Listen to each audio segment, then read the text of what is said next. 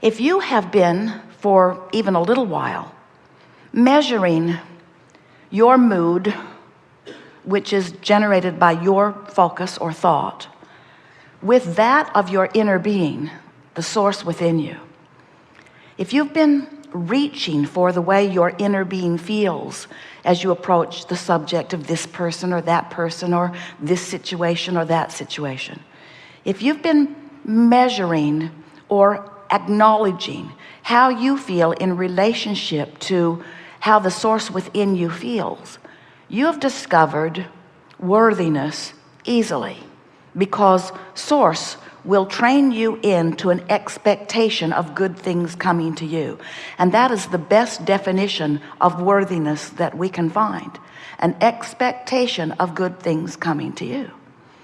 But if you are like most people, you have let the way you feel about you hinge on how they feel about you.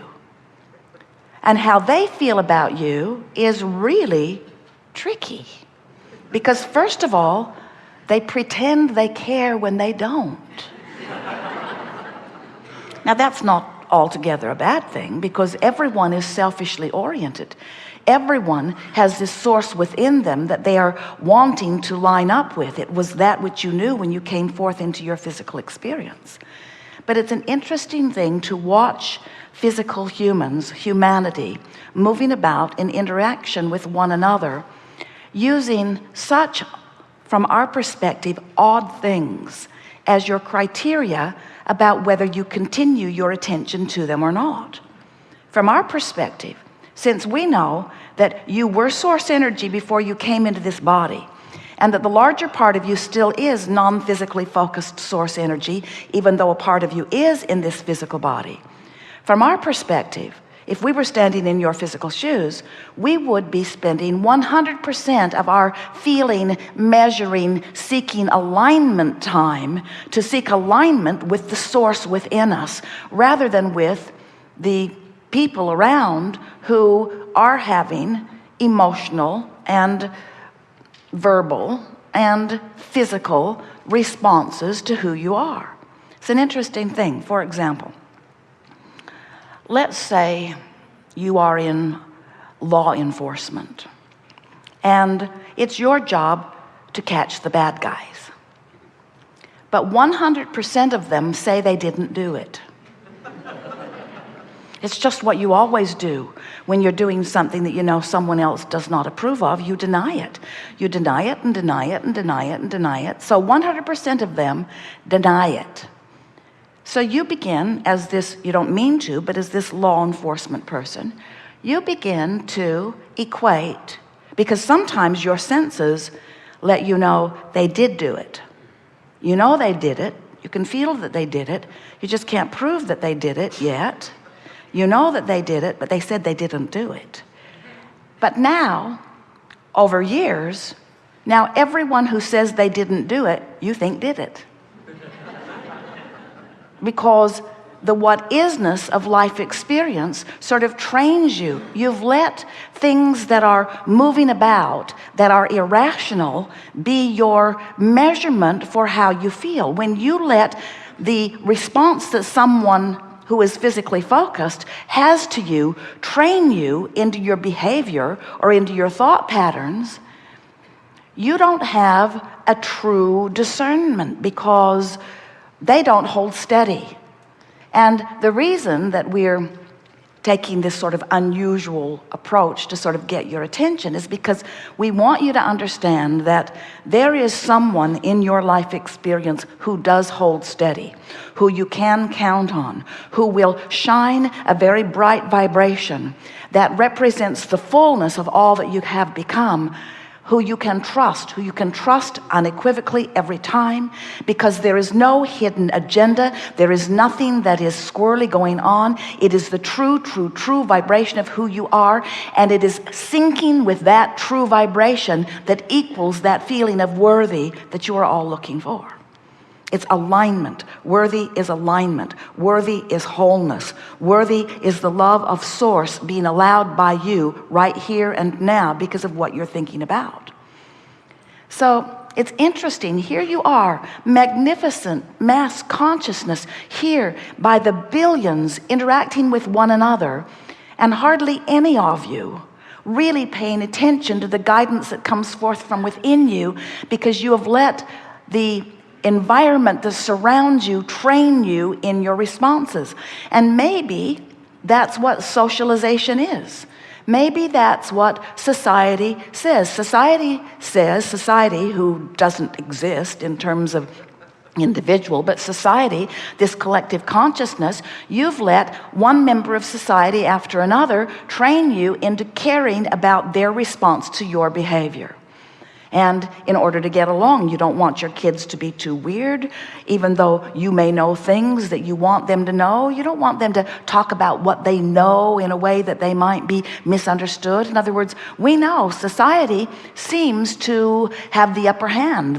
This part of society that has the most votes seems to sort of control things for a little while, but not really. Because what really controls what's going on with you is one thing, one singular thing, one only thing. And that is your relationship with your inner being. Your relationship with your inner being, who is the culmination of all that you have become. It is the high points, it is the best that you have synthesized out of all that you have lived. And that inner being stands in its source-like perspective, offering a never-ending vibration that you can feel yourself into alignment with in every moment of every day, once you first acknowledge that it exists, and second, acknowledge that when you feel eager, you're aligned. That when you feel joyful, you're aligned. That when you feel pensive, you're not.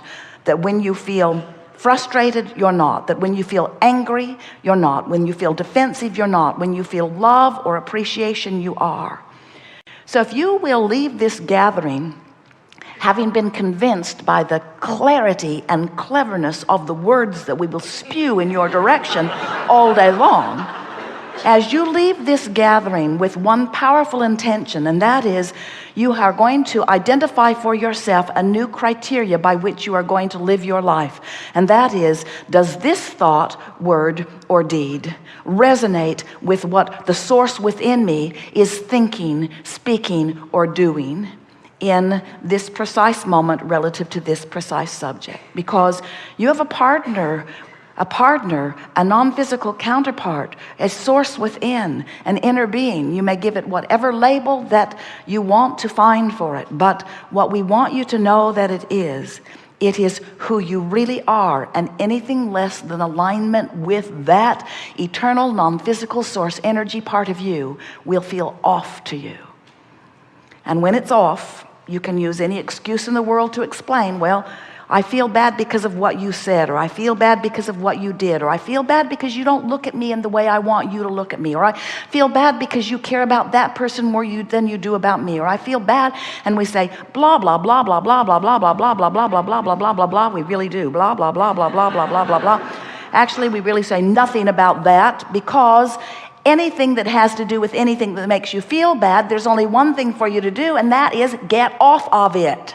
Stop beating the drum of it. You're never going to figure it out. You're never going to sort it out. You're never going to take something that feels off and make it feel on. You are not going to take that thing that feels off and work it into a place. Sometimes you say, well, if I could just figure it out, if I could just get to the bottom of it, if I could just find the truth of it, if I could just find the fact of it, then I would feel better. And we say, no, you wouldn't. You'll feel worse. You'll feel worse. Because when you get to the bottom of something that you do not want, you hold yourself in vibrational discord with what you do want. And you're never going to feel good when you hold yourself in vibrational discord to what you want. So then you say, if you're normal and human, well, what about the truth of things? Doesn't the truth count for anything? And we say, when you focus upon something and hold your vibration, thought, vibration, consciousness, focus on it steady long enough, you will create it in your experience. You will make it true. You will make it true. And you say, but what about the really corrupt and awful things that are already true that I've just discovered? And we say, don't let those awful and corrupt things that you've just discovered train your vibrational frequency into more of the same. That's like going to a buffet and finding something that by your estimation is just nasty to eat and saying, I'm going to eat a lot more of this because it's true. Because it's true. And we say, but do you prefer it? No, it's horrible. Then why are you eating it? Because it's there. Because it's there, and because I want the approval of the woman who made it. And we say, good luck with that one.